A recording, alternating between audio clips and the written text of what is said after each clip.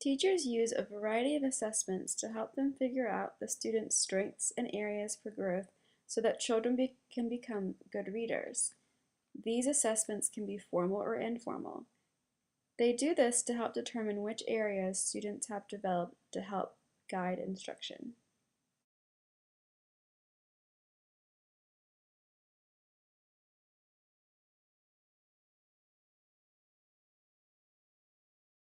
When working with a student, I observed that she struggled to decode words. She also lacked vocabulary she needed in order to comprehend the text. I used the DRA, the Brooke interview, running record, and sight word knowledge to help guide my instruction. I noticed that she would either get stuck on unknown words and stop reading, or she would just guess randomly and keep going on. I used these assessments to inform me on her instructional reading level.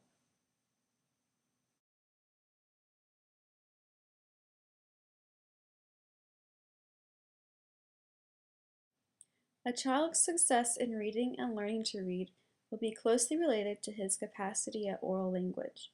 A child's vocabulary is an important part of her capacity to experience, to learn.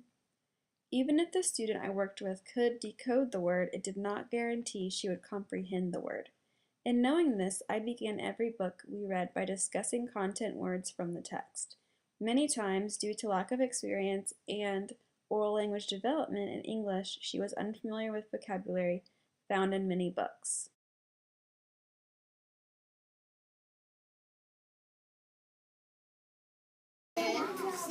Furry. Furry. You know how we have hair on our arms? But he has fur, right? Have you ever touched a dog before? And the hair is different than ours is. It's furry. Furry. When we review the words before reading a book, discuss and talk about the pictures, I see a big improvement in her ability to read more fluently and comprehend the text a little better. There is a wide consensus among researchers that vocabulary is best learned in the context of ideas under consideration, that learners should be actively involved in making meaning with new vocabulary, and that vocabulary should be related to other words and new words should be tied to the learner's own experiences.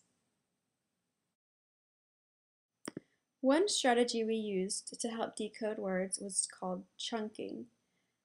A beginner-level reader will sound out unknown words by their individual sounds. For example, crunch. They may say k, r, n, k, h. But a more advanced reader will chunk the sounds together as they try to decode the word. So for crunch, they would say crunch.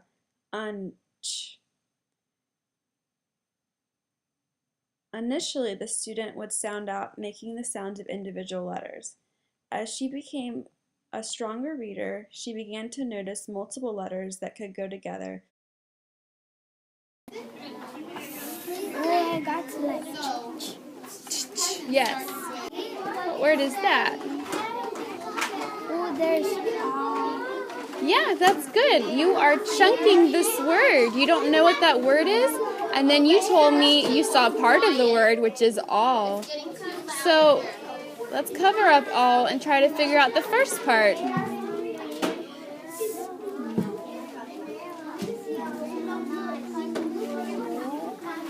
Do it again. So we know this is all. So we're going to blend those together. Good. And then add that with all. Say it again. Small. You know what small is, right? así como pequeño. It's little. Reading, you can use some of the strategies. Chunk it. What's chunk it? You put it apart. Okay, you can break the word apart. You can put it in smaller pieces. Yeah, that's what we did with this word, right? You saw the word, part of the word that you knew, small. Good. I decided to spend time working with the student to learn how to decode words because during our Burke interview, she had only 2 strategies that she knew she could use to decode unknown words. They were sound it out and use the pictures. As a retained first grader, I noticed that she lacked some tools to help her become a more fluent reader. As we utilized a poster with different decoding strategies, she became more aware of the numerous ways to decode an unknown word when reading a text. With practice, she has learned how to use the strategies. This has helped to build confidence in decoding unknown words, which aids in comprehension and fluency. The less she has to focus on decoding words, the more she can focus on comprehending the text.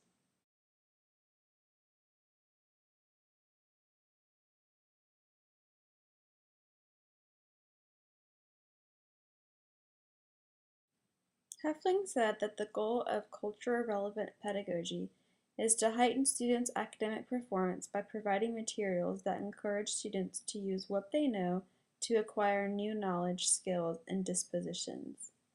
This approach to teaching is a way for teachers to utilize students' culture as a vehicle for learning. When teachers acknowledge their students' culture and funds of knowledge in the classroom, they are able to utilize the knowledge students already have in order to create new understandings. Students come to school with their own areas of expertise, and these should be utilized in the classroom. Culture impacts how we think, live, and act. When this is ignored, students can feel isolated, rejected, and frustrated. Lance and Billings explains that we need to utilize students' culture as a vehicle for learning. These people are from a place called Guatemala. Where is your family from? Mexico. Mexico? Have you ever been to Mexico? No? But I got a brother over there. Oh, you do? Do you talk to him on the phone? Do you have a grandma? Abuela? Yeah? Where does she live? At Mexico too. Oh, she lives in Mexico too? This is a picture of a market. Have you ever been to a market before? You have? Where was the market? Like it doesn't have no store, but yes. Do you know where it was or what it was called? I don't remember that. La Pulga? Uh, It was La Pulga? What did you see at La Pulga? What were they selling? they were selling clothes, toys, bikes. Do you say abuela or abuelita? Which one do you use? Or you use both? Abuela. In the lesson, I used a book with Latin American characters as a way for the student to engage deeper with the text. She was able to identify with the setting and themes of the book easier as she was more familiar with the characters and the setting. I used this book as a way to model fluent reading as well as practice and model comprehension skills such as inferencing, summarizing, and constructing schema from her listening comprehension. Again. Dressed in black, she wrapped a long black shawl around her shoulders and across her face so that only her eyes appeared to the world. So what do you think she was doing? She was covering up her birthmark. So why do you think that Abuela didn't walk with her? So she can pretend that they don't know each other. Why would she do that? Because she doesn't want no one to make fun of her with the birthmark. Okay, let's see what the book says. Everything was beautiful, Esperanza thought. She thought that no one would buy anything from her. She and her grandmother would return to Santa Cruz with no money, the long hours wasted, and the family disappointed. So how do you think she felt? Sad. Sad? And disappointed. You think she felt disappointed? She was scared that no one would buy nothing to her. Oh, you think she's scared because... No one will buy nothing. Yeah, she's scared no one's going to buy anything. Do you think no one's going to buy anything? I think they are.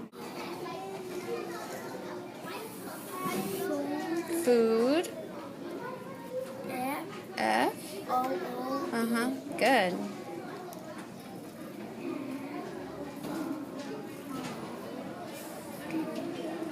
People buy food And and clothes. clothes. Good.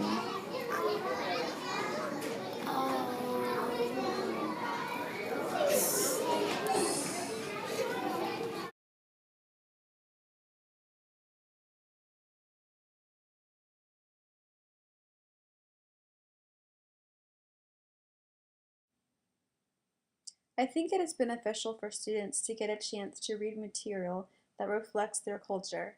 It allows them to be experts, feel important, and they can get a lot more out of reading because they already are familiar with the content or values represented in the text. The post-reading activity I had her think about how something she experienced was similar to something the character experienced.